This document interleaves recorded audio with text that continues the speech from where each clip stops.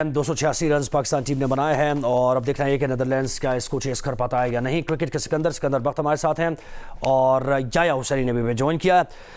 सिकंदर, कहिएगा, ये जो परफॉर्मेंस आपने देखी बैटर्स की, इसमें टॉप ऑर्डर, इसमें बड़ी बातें भी हुई हैं, जैसे खेल रहे हैं फ़खर जमान, उनकी टीम में जगह नहीं बनती, ये भी बहुत सारी बातें हो रही। तो आपने कैसे देखा अभी इस बैटिंग परफॉर्मेंस को?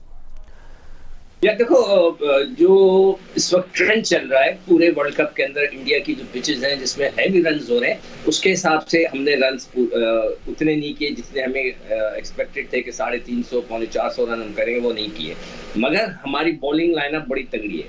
हम अपने बॉलिंग लाइनअप को बहुत अच्छी तरह देखते हैं, उनको हम उस पर बहुत ज़्यादा डिपेंड करते हैं। तो सारा खेल बॉलिंग पर आ गया। अभी जो विकेटें गिरी हैं उसमें से जो सीमर था उसने भी लीड उसका नाम था, उसने 4 आउट कर दिए। जो स्पिनर्स थे, जो ऑफ स्पिनर्स थे, उन्होंने भी आउट किए। तो मिक्स है, 4 विकेटें स्पिनर्स ने लिए, 4-5 विकेटें फास्ट बॉलर्स ने लिए और 1-2 रन आउट हो गए। तो इसलिए आप कुछ कह नहीं सकते कि हमारी टीम कैसे परफॉर्मेंस करेगी। अब सारा खेल हो गया है कि जी, इसी को वो तो ज़रा बॉलिंग पर डिपेंड कर रहा है। लेकिन याया, आप बताइए, कैसे कप्तानी करते हैं, ये बड़ा। सिकू, आपसे एक बार फिर राब्ता भी थोड़ा सा डिस्टॉर्शन आ रही है, तो एक बार फिर कांटेक्ट करेंगे। याया, आप बताइए, जैसा शॉट सिलेक्शन रहा और ख़ासतौर पर सऊद शकील ने जैसा खेला, उसके बाद उन्होंने थ्रो कर दी अपनी विकेट, लेकिन टॉप ऑर्डर की थोड़ी सी बात करें, क्या यानी मेंटली इतने स्ट्रांग नहीं दिखाई दे रहे हैं, इसकी वजह क्या है? ज़ोएब, जो टीम सिलेक्शन से लेकर अब तक की इस पहले मैच की पाकिस्तान की परफॉर्मेंस है, वो सबके सामने आया हो चुकी है। और बाबर आजम ने जब टॉस के वक्त कहा था कि 280, तो 280 पाकिस्तान ने कर लिए हैं और अब सारा खेल बॉलर्स के ऊपर है। लेकिन अगर आप जिस तरह गुफ्तगू कर रहे हैं कि 50 रन स्कोर किए सऊद शकील ने, 50 रन स्कोर किए मोहम्मद रिजवान ने, लेकिन आप पाकिस्तान के टॉप ऑर्डर को अगर देखें, फ़खर जमान कॉटन बोल्ड हुए, डीप फाइन लेग पर बाउंड्री लाइन पर कैच हुए इमामुल हक, ऑन साइड पर अपिश खेलते हुए बाबर आजम आउट हुए, सऊद शकील जो है उनका टॉप पिच लगा, रिजवान बोल्ड हुए, इफ्तिखार कॉट बिहाइंड हुए। ये जितने भी खिलाड़ी पाकिस्तान के आउट हुए हैं, उनके जो शॉट सिलेक्शन थे वो ये बता रहे हैं कि बॉलर को कोई कमाल नहीं था, बैट्समैनों ने गलतियां की हैं। तो इस पिच के ऊपर कुछ ज़्यादा तो वेयर एंड टेयर नहीं लग रहा। और नीदरलैंड की टीम के पास अहलियत है, सलाहियत है। एक बार फिर पाकिस्तान की बॉलिंग का इम्तिहान है। आपको याद होगा कल 284 का टारगेट दिया था नरेंद्र मोदी क्रिकेट स्टेडियम अहमदाबाद में इंग्लैंड की टीम ने न्यूजीलैंड को, और उन्होंने अटैक किया था। तो पहले 15 ओवर इस मैच की टोन को सेट करेंगे, क्योंकि डेफिनेटली आज जो गेम प्लान लेकर आया है नीदरलैंड है, वो पाकिस्तान के बैट्समैनों के खिलाफ हिकमत अमली के साथ प्लानिंग से आया नीदरलैंड्स। इस वक्त अब्दुल रज़ाक ने भी ज्वाइन किया। रज़ाक, आप कहिएगा, ये जैसे मेंशन किया याया ने भी, और मैं भी यही कह रहा था कि बाबर आजम ने तो टॉस पर ही ये कह दिया था कि 280 और 290 यानी 300 के अंदर अंदर स्कोर होगा, और वो हो गया है। लेकिन जैसा पाकिस्तान टीम खेली, अगर थोड़ा सा टॉप ऑर्डर से ज़रा कंट्रीब्यूट कर दिया जाता तो 350 आराम से हम बना सकते थे। तो क्या अप्रोच बाबर आजम की ज़रा सी ऐसी दिखाई दे रही है आपको कि वो कॉन्फिडेंट नहीं है अपनी बैटिंग साइड को लेकर? नहीं, ऐसी एक बात नहीं। ये पहला मैच है और हमेशा देखा जाए कि न्यूजीलैंड ने टॉस जीता है और पहले बॉलिंग करने का फैसला। ये थोड़ा सा जो मोमेंटम बना हुआ है वर्ल्ड कप का, कल भी ऐसे ही हुआ है। न्यूजीलैंड ने भी टॉस जीत के पहले बॉलिंग की है, तो थोड़ा सा अंडर प्रेशर नजर आया, क्योंकि पिच में थोड़ा सा भी टर्न था, क्योंकि टर्न इतना ज्यादा वो वाला टर्न नहीं था कि आप उसको मैनेज नहीं कर सकते। पर फ़खर जमान की विकेट गिरने के साथ थोड़ा सा प्रेशर हुआ। उसके बाद बाबर आजम भी आउट हुए, उसके बाद इमाम भी आउट हुए। तो ये क्रिकेट में होता रहता है। पाकिस्तान हमेशा ऐसे ही वर्ल्ड कप में खेला है, शुरू में स्ट्रगल की है, बाद में एकदम से मोमेंटम पकड़ा है और फिर सेमीफाइनल फाइनल खेले हैं। तो मुझे उम्मीद है कि अगले मैच में पाकिस्तान टीम अच्छा परफॉर्म करेगी। जी, ये तो खैर उम्मीद सबको ही है रज़ाक। अच्छा, आप सिकंदर कहिएगा, जैसे ये विकेट्स गिरी हैं, अगर देखा जाए एक एक विकेट को, तो इमामुल हक को उन्होंने शॉर्ट पिच करा के ट्रैप किया है। इस तरह बाबर आजम के खिलाफ भी वो काफ़ी होमवर्क करके आए थे, लग रहा था बैकफुट पर लेकर गए उनको, और बिल्कुल शॉट में एक कैचिंग पोजीशन पे भी लिया और वहाँ से फ़ायदा भी उठाया। तो काफ़ी ज़्यादा होमवर्क करके आई है नीदरलैंड्स की टीम। देखिए, बाबर को तो उन्होंने स्पिनर से फंसा दिया। वो बाबर की टाइमिंग नहीं मिल रही थी, जो कि, और उन्होंने पहला ओवर ही स्पिनर से कराया, ऑफ स्पिनर से, और जिसकी वजह से बाबर को वो जो टाइमिंग मिलती है फास्ट बॉलर के खिलाफ जो मिलती है वो नहीं मिल सकी। काफी देर से वो फंसे हुए थे ऑफ स्पिनर के ऊपर। जब उन्होंने शॉट खेलने की कोशिश की तो शॉट मिड विकेट पे आउट हो गए, और उन्होंने इमाम को जो है वो शॉर्ट पिच गेंद पे उन्होंने उसको फांस लिया। तो आप बिल्कुल सही कह रहे हो, वो होमवर्क करके आए थे। आई एम 100% श्योर उनके जो कोच होगा, जो एनालिस्ट होगा, उन्होंने बैठ के उनको बताया होगा कि आपने हर प्लेयर को कहाँ पे अटैक करना है। तो उसमें उनको कामयाबी हुई, मगर थोड़ा सा उन्होंने रिजवान को जो है लेग साइड पे थोड़ी गेंदें करा दी। अगर वो और भी ऑफ स्टंप के ऊपर रखते तो उसको भी फंसा सकते थे। तो अगर ओवरऑल देखा जाए तो पाकिस्तान की जो बैटिंग की परफॉर्मेंस वैसी नहीं है जिस तरह की थ्रू आउट वर्ल्ड कप में चल रही है, मगर अब खेल आ गया बॉलर्स के ऊपर। तो मुझे उम्मीद है कि बॉलर्स जो है पकड़ लेंगे। ये जो नीदरलैंड की टीम है इनएक्सपीरियंस है, शुरू के ऊपर से 1-2 आउट हो गए तो प्रेशर जो है नीदरलैंड के ऊपर आ जाएगा, और फिर वो देखते हैं कि उस प्रेशर पे वो कैसा खेलते हैं। That will be very interesting. उनके पास कोई मशहूर और मारूफ खिलाड़ी नहीं है कि जिनको देखकर हम, जिनके नाम से हम डरें कि भैया ये लड़का वहाँ पे मौजूद है, क्या करेगा। तो we have to wait and see. शुरू में ब्रेक थ्रू मिल गया तो पाकिस्तान जो है प्रेशर बिल्डअप कर देगा। बिल्कुल, हिटर्स उनके पास हैं, लेकिन कोई ऐसे मुस्तनद बैट्समैन कोई ऐसे नहीं है। या आप कहिएगा, 15 ओवर में नेदरलैंड्स ने तकरीबन 6 बॉलर्स को ट्राई कर लिया था, तो क्या मतलब एक्सपेरिमेंट कर रहे थे नेदरलैंड के कप्तान, या फिर वो ये जानते थे कि बॉलर्स को खेला नहीं है ज़्यादा पाकिस्तानी बैटर्स ने, तो वो एक ट्राई ले रहे थे कि विकेट निकल आए किसी तरीके से किसी बॉलर पर?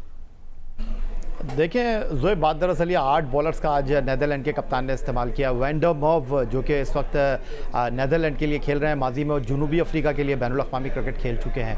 तो अगर आप ये कहें कि आज फील्डिंग बहुत अच्छी थी नेदरलैंड की, तो इसमें भी कोई शक व शुबे की गुंजाइश नहीं है। लेकिन सारी गुफ्तगू ये है कि उनको इस बात का बेहतरीन इदराक था कि इस पिच के ऊपर बॉल जो है वो रुक कर आ रहा है, और उन्होंने अपने स्पिनर्स को बहुत अच्छे अंदाज में यूटिलाइज़ किया। और जो पाकिस्तान के बैट्समैन थे वो स्पिनर्स के ऊपर डोमिनेट नहीं कर सके। मोहम्मद रिजवान और सऊद शकील बहुत अच्छा खेले, लेकिन जब पाकिस्तान को पार्टनरशिप मिली, बिल्कुल कल जैसा मैच हुआ कि पार्टनरशिप लगी और पाकिस्तान की विकेट गिर गई। सऊद शकील अनलकी रहे, उसके साथ मोहम्मद रिजवान अच्छा खेल रहे थे, अंदर आती हुई गेंद पर वो बोल्ड हो गए। ओवरऑल अगर पाकिस्तान टीम की बैटिंग की बात की जाए तो एक चीज़ पाकिस्तान की बैटिंग में बड़ी पॉजिटिव थी और रन्स बनाने की रफ्तार थी। ठीक है, पाकिस्तान की विकेटें गिर रही थी, लेकिन पाकिस्तान ने कम व बेश 6 के करीब रन औसत के साथ बल्लेबाजी की, और इसी वजह से पाकिस्तान 280 प्लस करने में कामयाब हुआ है। तो इस चीज़ को तो आप पॉजिटिव कह सकते हैं। लेकिन अब सारा गेम जो है वो पाकिस्तान की बॉलिंग के ऊपर आ गया है। शाहीन शाह अफरीदी पहले स्पेल में किस तरह की बॉलिंग करते हैं, Hasan Ali very first ball पर आउट हो गए थे, वो नए बॉल के साथ शाहीन शाह अफरीदी के लिए कितने कारगर रहते हैं। और आज का मैच एक बार फिर शादाब खान और मोहम्मद नवाज के ऊपर तो होगा। रज़ाक आप बताएं कि इस विकेट पर ये जो आपने अभी तक रीड किया है पाकिस्तानी बैटिंग को, अगर शुरू में विकेट्स नहीं मिलती हैं तो मुश्किल हो जाएगी पाकिस्तान के लिए। एक बार अगर बैट्समैन सेट हो गया तो बड़ी मुश्किल से विकेट देगा यहाँ पर। देखिए, ये क्रिकेटर मुझे लग रहा है बहुत ज़्यादा स्कोर हो गया है, और नेदरलैंड की टीम ठीक है, अगर पाकिस्तान 150 या 200 के करीब आउट होता तो शायद कोई चांस बन सकता था। 286 जो है ना पाकिस्तान के खिलाफ बहुत मुश्किल है नेदरलैंड के लिए। और जो पिच में थोड़ा सा देखा गया कि बॉल सा ब्रेक भी हो रहा है और स्पिनर को भी मदद मिल रही है, तो ये पाकिस्तान के बड़ा अच्छा है। नवाज हमारे बड़े अच्छे बॉलर हैं, शादाब से एक्सपेक्टेशन है कि वो भी अच्छी बॉलिंग करेंगे, और शाहीन तो आपको पता है विकेटें ले रहे हैं। तो बड़ा अच्छा कॉम्बिनेशन है पाकिस्तान का, और हमारी बॉलिंग को चाहिए कि बड़े अच्छे तरीके से बड़े आराम से डिफेंड कर रहे हैं और 1 साइडेड मैच जीते। जी, यानी आप ये समझ रहे हैं कि ये जो आप भी सिखो यही कहते हैं कि चाहे कुछ भी है, स्ट्रगल किया पाकिस्तानी टीम ने, बैटर्स ने स्ट्रगल किया, लेकिन एक ऐसा टारगेट बना दिया है कि नेदरलैंड्स के लिए मुश्किल है यानी अचीव करना। आप सही कह रहे हो, इसलिए कि देखिए पिच इतनी इजी नहीं है। हमारे बल्लेबाज जो हमारे बैटर्स हैं वो कोई मतलब कि कोई नॉर्मल प्लेयर्स नहीं है, वो वर्ल्ड क्लास प्लेयर हैं। उनको भी प्रॉब्लम होती थी हिटें मारने में, टाइम करने में। तो इसका मतलब यही था कि हम जब शुरू में जब प्रोग्राम कर रहे थे तो गेंद फंस रहा था, ब्रेक भी हो रहा था, नया बॉल, बिल्कुल नया बॉल भी ब्रेक हो रहा था। तो इसका मतलब है कि पिच इतनी आसान नहीं है। अगर हमारे बॉलर्स ने सही जगह पे गेंद किए और नए बॉल से खास तौर पे और फिर स्पिनर्स के साथ, तो हम इनको पकड़ लेंगे इस 286 में। इतना कोई मुश्किल नहीं होगी मेरे ख्याल से, हम इनको पकड़ लेंगे। वो इतने बड़े कोई खिलाड़ी उनमें नहीं है कि जो रन थ्रू कर देगा और जो है 30-35 ओवर में या 40 ओवर में ये रन कर देंगे। वो फंसेंगे और 100% फंसेंगे और हम पकड़ लेंगे। लेकिन ये वेकअप कॉल तो है पाकिस्तान के लिए कि इस वर्ल्ड कप में सबसे कमज़ोर टीम है नेदरलैंड्स और उसके खिलाफ हम बैटिंग स्ट्रगल कर रही है, जबकि ये वर्ल्ड कप ही बैट्समैन के लिए, यानी बॉलर्स को तो परफॉर्म करना ही है, लेकिन बैट्समैन जो है 350 स्कोर कर रहे हैं, इससे ज़्यादा भी कर रहे हैं और पाकिस्तान स्ट्रगल कर रहा है नेदरलैंड्स के खिलाफ। साल जून जुलाई में वर्ल्ड कप क्वालिफायर हुआ था, वन साइडेड फाइनल था और श्रीलंका की टीम ने उस फाइनल में उड़ा कर रख दिया था नेदरलैंड की बैटिंग को। किसी हद तक अब्दुल रज़ाक और सिकंदर बक्की इस बात से तो मैं इत्तेफाक करता हूं कि नेदरलैंड की बैटिंग में वो बड़े नाम नहीं है, लेकिन आपको ये भी याद रखना चाहिए कि पाकिस्तान ने वार्म अप मैच में 346 चेस करा दिए थे अगेंस्ट न्यूजीलैंड। पाकिस्तान ने 42 ओवर में फाइनल 4 में कोलंबो के प्रेमदासा स्टेडियम में श्रीलंका के खिलाफ 252 करवा दिए थे। तो अब देखना ये होगा कि नेदरलैंड की टीम जिस हिकमत अमली के साथ बॉलिंग में आई है, किस हिकमत अमली के साथ वो बैटिंग करते हैं। डेफिनेटली उनके जहन में ये बात होगी कि वो पहले 15 ओवर को बेहतर अंदाज में यूटिलाइज करें। जहाँ तक आप अलार्मिंग कॉल की बात कर रहे हैं, देखें वर्ल्ड कप में जो सिलेक्शन हुई है उससे पहले ही हमारे लिए बहुत सारे अलार्म जो है वो ऑन हो गए हैं और ये जो पहले मैच की परफॉर्मेंस है इसके बाद भी हमें अब सर जोड़कर बैठना होगा और सोचना होगा कि क्या हमने करना है क्या नहीं करना। लेकिन ये सारी चीज़ें बाद में, इस वक्त पहले 50 ओवर इस मैच में अगेंस्ट नेदरलैंड हमारे लिए इंतहाई इंपॉर्टेंट जी। और रज़ाक, लेकिन it's a sign of relief अगर हम सऊद शकील की बात करें या रिजवान की बात करें, फिर इफ्तिखार भी नीचे हैं, तो मिडिल ऑर्डर हमारा लग रहा है कि कुछ संभाला दे देगा आगे टूर्नामेंट में। नहीं, डेफिनेटली देखे क्रिकेट का यही तो है, कभी टॉप ऑर्डर स्कोर करता है, कभी मिडिल ऑर्डर करता है, तो इसलिए तो ये रखे हुए हैं। तो इनकी रिस्पॉन्सिबिलिटी है प्लेयर की, जहां उसको अपॉर्चुनिटी मिलती है वो टीम के लिए खेले, पाकिस्तान के लिए खेले। और जिस तरह सऊद शकील और रिजवान ने पार्टनरशिप लगाई है, अगर एक पार्टनरशिप और लगती तो पाकिस्तान 350 को भी टच कर सकता था। और ये कि काफी नफ स्कोर है, मैं समझता हूँ। अगर 250 स्कोर से कम होता तो फिर शायद कोई आप सोच सकते थे। पाकिस्तान आराम से इंशाल्लाह मैच जीत। अच्छा सिकंदर, स्पिनर्स का किरदार यानी बड़ा इंपॉर्टेंट होगा, शादाब खान को परफॉर्म करना होगा अगर पाकिस्तान आगे जाना चाहता है। ये तो बात वाज़ेह है इस वर्ल्ड कप में, जिसके पास सेंटनर ने जिस तरीके से परफॉर्म किया है कल, तो बड़ी नज़र होगी सबकी स्पिनर्स पे। देखो, ये पिच पे स्पिनर्स को मदद मिल रही है, तो इसमें शादाब, नवाज, इफ्तिखार, ये तीनों बहुत इंपॉर्टेंट रोल अदा करेंगे। मैं एक और चीज़ बता दूं, सऊद शकील भी लेफ्ट आर्म स्पिन करते हैं और मैं तो, अगर मैं हूँ वहाँ पर, तो उनको एडवाइस करूँ बाबर को कि उनको भी आजमा के देख लें। अगर मौका लगे, मैच की सिचुएशन अच्छी हो गई है, तो सऊद शकील से भी बॉलिंग करा लें। ये बाद में कभी काम आ जाएंगे। आपको एक पता चल जाएगा कि एक बॉलर बॉल भी करता है, तो वो ये इस पिच के देखते हुए मैं समझता हूं कि शादाब को और हमारे स्पिनर्स को अच्छी बॉल करनी चाहिए। और इस पिच के अंदर इतना आसान नहीं है टाइम करके मारना, या तो फिर कोई खुला निकल के मार दे तो वो अलग बात है, मगर फिर भी मैं समझता हूं कि ये पिच में गेंद फंस रहा है, तो हमारे स्पिनर्स अच्छी बॉल करेंगे। जी याया, आप कहिएगा स्पिनर्स का किरदार कैसे देखते हैं इस वर्ल्ड कप में, और पाकिस्तान के पास उम्मीद तो यही है कि स्पिनर अच्छा परफॉर्म करेंगे, करते आए, लेकिन शादाब और दीगर जो स्पिनर्स हैं, एशिया कप की हम बात करें, उससे पहले बात करें, तो बहुत तनकीद होती रही है, अंडर प्रेशर भी है, तो ड्यू भी है उनके ऊपर अच्छी परफॉर्मेंस। देखिए, कल इंग्लैंड और न्यूजीलैंड का मैच था। मिचेल सेंटनर को बहुत हाई रेट किया जा रहा है इस वर्ल्ड कप में, बल्कि अगर मैं ये कहूँ कि इस वर्ल्ड कप के सबसे बड़े स्पिनर मिचेल सेंटनर है तो शायद ये कहना गलत नहीं होगा। और उन्होंने कल आते ही जॉनी बैरस्टो की विकेट लेकर दी न्यूजीलैंड की टीम को। फिर दत्त, जिन्होंने आज नई गेंद का आगाज़ किया नेदरलैंड के लिए, उन्होंने तो सारे बॉक्सेस को टिक किया और इस मैच में अगर नेदरलैंड को रखा है तो वो दत्त की बॉलिंग ने रखा है। बट आज के मैच में शादाब खान, जिन्होंने पाकिस्तान के लिए लेट ऑर्डर में अच्छे रन्स किए हैं, उनके साथ नवाज ने रन्स किए हैं, इन दोनों की बॉलिंग पाकिस्तान के लिए इंपॉर्टेंट होगी, क्योंकि मिडल ओवर में हम स्ट्रगल कर रहे हैं। अगर नेदरलैंड को ऊपर से पार्टनरशिप मिलती है तो हमारे स्पिनर का रोल जो है वो बढ़ जाएगा। इस पिच के ऊपर जहां नेदरलैंड के ना तजुर्बेकार स्पिनर ने अच्छी बॉलिंग की है, वहां पर शादाब के पास तजुर्बा है, नवाज के पास तजुर्बा है। अब देखना ये होगा कि वो इस तजुर्बे को किस तरह बरूए कार लाते हैं। और रज़ाक, ये कहिए, ये मीडियम पेसर्स जैसे अभी ग्रिप भी कर रहा है बॉल, अगर ऐसी विकेट्स मिलती हैं तो मीडियम पेसर्स इफेक्टिव हो सकते हैं इस पर? नहीं, देखिए पाकिस्तान के पास काफी अपॉर्चुनिटी है। इफ्तिखार है, सऊद शकील है, ये भी पार्ट टाइम बॉलिंग कर लेते हैं। और पाकिस्तान के देखा लेग स्पिनर भी है, आपके पास ऑफ स्पिनर भी है, लेफ्ट आर्म स्पिनर भी है, तो पूरी पिच में कहीं ना कहीं तो स्पोर्ट मिलेगी डेफिनेटली। जैसे नेदरलैंड के ऑफ स्पिनर को हेल्प आउट मिली है पिच की वजह से, हमारे पास इफ्तिखार भी कर सकते हैं। और डेफिनेटली इंशाल्लाह ताला ये स्पिनर पे आएगा। मुझे उम्मीद है कि पाकिस्तान का जो फास्ट बॉलिंग अटैक है ऊपर से, तो वो काफी एक्सपीरियंस है। अगर वो 2-3 विकेट ले लेते हैं ऊपर से तो बड़ा इजीली पाकिस्तान ये मैच जीत। सिकंदर इमामुल हक की अगर बात करें, आपने भी रीड किया होगा उनको, वो अपना स्टांस जो उनका है, यानी या तो थोड़ा लेट है, बॉल पहुंच जाती है, वो कंप्लीट नहीं कर पाते अपने स्टांस को, फिनिश वो उस तरीके से नहीं है उनके अंदर, तो बहुत काम करने की ज़रूरत है उनको अपने एक्शन पर भी। देखिए, इमाम जो है अच्छा खेलते हैं, सीधा खेलते हैं कई जगह पे, मगर आज उनको जो शॉर्ट गेंद हुआ था वो हुक भी अच्छा करता है, पुल हुक अच्छा करता है, मगर ये कि वो गेंद थोड़ा तेज आ गया।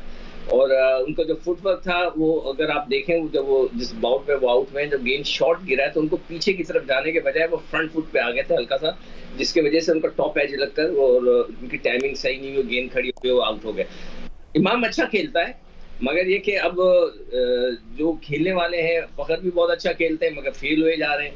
इन लोगों के लिए ये वर्ल्ड कप है, ये परफॉर्म करेंगे तो फिर वाह है, मगर ये कि अगर वो नहीं परफॉर्म कर सकेंगे तो फिर उनके जो चचा वहाँ बैठे हुए हैं वो इंतजाम भी कुछ नहीं कर सकेंगे, तो इनको रन्स तो करना है बिल्कुल। या आप कहिएगा, अगर फ़खर जमान नहीं परफॉर्म कर पा रहे हैं तो उनको मतलब बेंच पे बिठा के अब्दुल्ला शफीक को भी आप खिला सकते हैं, क्योंकि मकसद तो आपका जीतना है और वर्ल्ड कप ही के लिए सारी तैयारियां होती हैं। देखें, ये फॉर्म जो होती है ना, ये तो आनी जानी चीज़ है। वो कहते हैं ना, फॉर्म जो है वो परमानेंट होती है, क्लास परमानेंट होती है, फॉर्म टेम्प्रेरी होती है। ठीक है, फ़खर ज़मान स्ट्रगल कर रहे हैं। आपको याद होगा 92 वर्ल्ड कप का पहला मैच है, मेलबर्न में वेस्ट इंडीज़ के खिलाफ खेले थे, वहाँ रमीज़ राजा ने सेंचुरी स्कोर की थी। उसके बावजूद उनको क्रिटिसाइज़ किया गया था क्योंकि उन्होंने बहुत स्लो 100 किया था। उसके बाद उनको टीम से ड्रॉप कर दिया गया था। तो फ़खर ज़मान को मेरा ख्याल है कि अगला मैच एक और दे देना चाहिए अगेंस्ट न्यूजीलैंड, और उनको कहना चाहिए कि भाई आप जैसा खेलते हैं आप वैसा ही खेलें। उनको समझाने की ज़रूरत नहीं है। डायरेक्टर क्रिकेट मिक्की आर्थर मौजूद हैं, कोच ब्रैड बर्न मौजूद हैं, और अब तो चचा इंजमामुल हक भी पहुंच गए हैं, जैसे सिकंदर बख्श साहब ने बताया। इतना ज़्यादा समझाने की ज़रूरत नहीं है। आप वर्ल्ड कप में खेलने के लिए गए, वर्ल्ड कप में वही सिलेक्ट होता है जो पाकिस्तान का बेस्ट प्लेयर होता है। तो फ़खर ज़मान एक्स फैक्टर हैं, पाकिस्तान के एक और मौका उनको देना चाहिए। अदरवाइज़ रिजवान आपके पास है, अदरवाइज़ अब्दुल्ला शफीक आपके पास है। आपको ये सोचना चाहिए। बिल्कुल, बहुत शुक्रिया। याया हुसैनी हमारे साथ है, क्रिकेट के सिकंदर बख्त हमारे साथ है, और अब्दुल रज़ाक ने भी अपना तजिया दिया। अब देखना है कि पाकिस्तान इस टारगेट ये जो दिया है इसको डिफेंड कैसे करता है। इस पर हमारी बातचीत जारी रहेगी, गुफ्तगू जारी रहेगी। अभी तो वर्ल्ड कप शुरू हुआ है और पहला मैच है अभी तो पाकिस्तान का। एक ब्रेक लेते हैं यहाँ पर, ब्रेक के बाद आते हैं। पाकिस्तान और नेदरलैंड्स के मैच पर हम बात कर रहे हैं।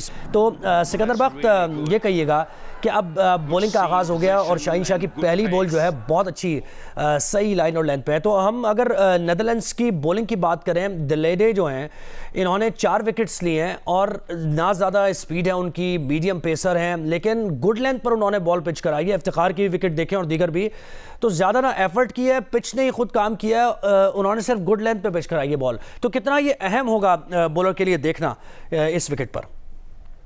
देखो, पहला बॉल बहुत अच्छा गिरा है। आई एम श्योर कि पहला बॉल गिरा वो हिला भी था, बाहर भी निकला, बैट्समैन ने आधा कोशिश भी की थोड़ी छेड़छाड़ करने की, तो ये एक बॉलर को कॉन्फिडेंस देता है। इस किस्म की जब बॉल हो जाए, पढ़ के बाहर निकल जाए, तो शाहीन का आई एम श्योर कॉन्फिडेंस बढ़ा होगा। अब वो दोबारा अटैक करेगा, ज्यादा बाहर करने के बजाय थोड़ा सा इसी लेंथ की पर, लेंथ इनकी यही होनी चाहिए, तो और जो डायरेक्शन है वो थोड़ी सी अंदर आए, हल्का सा ऑफ स्टंप के ऊपर आए, ताकि गेंद बल्ले के पास से छू के निकले। तो स्लिप्स वगैरह खड़ी हैं, इस वक्त 2 स्लिपें भी खड़ी की हैं, जो मैं हमेशा मेरी शिकायत रहती है कि बाबर स्लिप नहीं खड़ी करते, तो उन्होंने 2 स्लिपें भी खड़ी की हैं। तो गेंद जिस तरह उसका बाहर निकला लेफ्ट हैंडर के लिए, तो उसको चाहिए थोड़ा सा ऑफ स्टंप के ऊपर से ले जाके उसको बाहर निकाले। जी, अच्छा या आप कहिएगा, जैसे ये कैप्टनशिप के बारे में बात करें कि स्लिप्स भी ले लें और ज़रा एग्रेसिव आ जाएं, रिस्क थोड़ा सा लें यहाँ पर, तो कैप्टन कैसे करते हैं बाबर इस मैच में, ये भी अहम होगा क्योंकि प्रेशर जल्दी हट सकता है बैटर्स पे अगर अर्ली ऑन विकेट नहीं मिलती तो। देखिए, टेलर मेड सिचुएशन है यहाँ पर। ज़ुहैब अगर ऊपर से आउट करते हैं शाहीन शाह अफरीदी और फिर विकेटें गिरने का सिलसिला शुरू हो जाता है, तो फिर तो कप्तान को ऑटो पे लगा देना चाहिए, कप्तानी जैसे वो ऑटो पे कप्तानी करते हैं। लेकिन यहाँ पर अगर रन्स बनते हैं, नेदरलैंड के बैट्समैन आपके ऊपर अटैक करते हैं, शाहीन शाह अफरीदी ऊपर से आउट नहीं करते हैं, तो डेफिनेटली फिर बाबर आजम की जो कप्तानी है वो यहाँ पर बहुत ज़्यादा इंपॉर्टेंट होगी।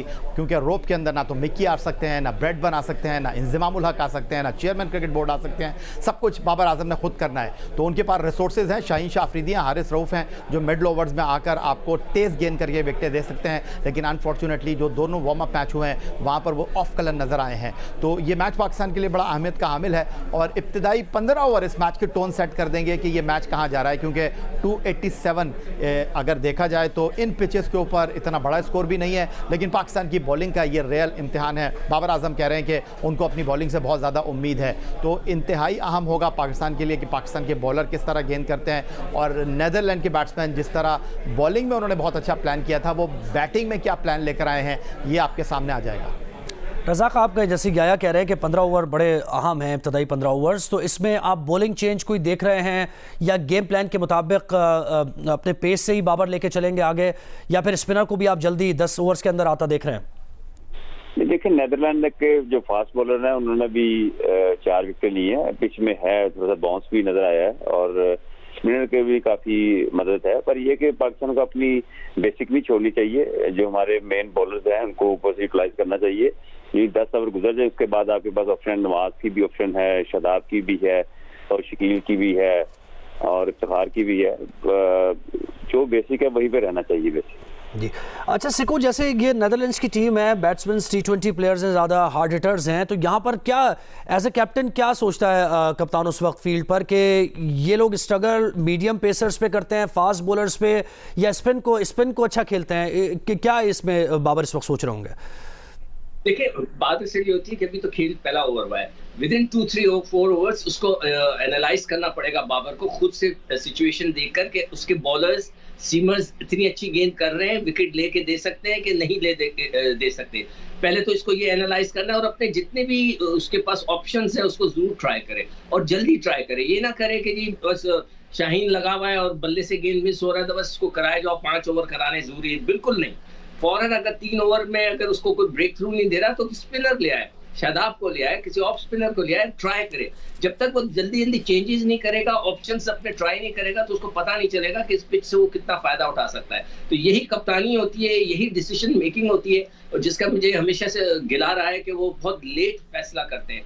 तो अब ये देखते हैं कि आज के मैच में वो क्या करते हैं। जैसे ही अगर 6 ओवर के अंदर मीडियम पेसर्स कुछ नहीं करते हमारे फास्ट बॉलर, तो जरूरी नहीं है कि आप हारिस को नहीं आए, स्पिनर को ले आए, हारिस को दूसरे एंड से ले आए, तो इस तरह की चेंजेस करें। जी, यानी क्या ये चेंजिंग जो है करनी बहुत ज़रूरी है, बर वक्त करनी बहुत ज़रूरी है, क्योंकि नीदरलैंड के मैं ये समझ रहा हूँ कि जो बैटर्स हैं ये इन्हें फास्ट बॉलिंग ज़रा इजी हो जाएगा उस पर हिट करना, क्योंकि अगर अर्ली ऑन 10 से 15 ओवर्स में सेंचुरी भी बना लेते हैं, 100 रन बना लेते हैं, तो फिर इनको एक लगेगा कि टारगेट उनके यानी अचीव कर सकते हैं वो। आप क्या समझते हैं इस पर? देखिए, ये जो विक्रम बैटिंग करने के लिए आए हैं, 1500 रन इनके वनडे इंटरनेशनल क्रिकेट में 10 इनकी निफ सेंचुरियाँ हैं और ये बहुत ज़्यादा फॉलो करते हैं क्रिस गेल को। तो इनको अगर आगे खिंचा हुआ बॉल मिलेगा, गिरा हुआ बॉल मिलेगा, तो ये उसको चूकेंगे नहीं शॉट खेलने से, जिस तरह पिछले ओवर में इन्होंने शाहीन शाह अफरीदी को बहुत ही अच्छा कवर ड्राइव लगाया। अगर ये लंबा हो जाते हैं, थोड़ा सा इनकी इनिंग प्रोलॉन्ग हो जाती है, तो ना तो शादाब इधर आएंगे बॉलिंग करने के लिए, या नवाज आएंगे गेंद करने के लिए। आपके पास बेस्ट ऑप्शन जो है वो right arm off break bowler Iftikhar की शक्ल में होगा। तो क्या कप्तान बाबर आजम ये सोचेंगे, ये तो हमें देखने के लिए मिलेगा। लेकिन फिर मैं वही बात करूंगा कि इस पिच के ऊपर पाकिस्तान के बॉलर्स उनके पास बड़ा तजुर्बा है और किस तरह वो बॉलिंग करते हैं, और यहाँ पर जो नीदरलैंड के स्पिनर ने जिस तरह बॉलिंग की है, पाकिस्तानी बॉलिंग की है। याया हुसैनी बहुत शुक्रिया, सिकंदर बख्त ने हमें वक्त दिया, बहुत शुक्रिया, और अब्दुल रज़ाक भी हमारे साथ है, आपका भी बहुत शुक्रिया।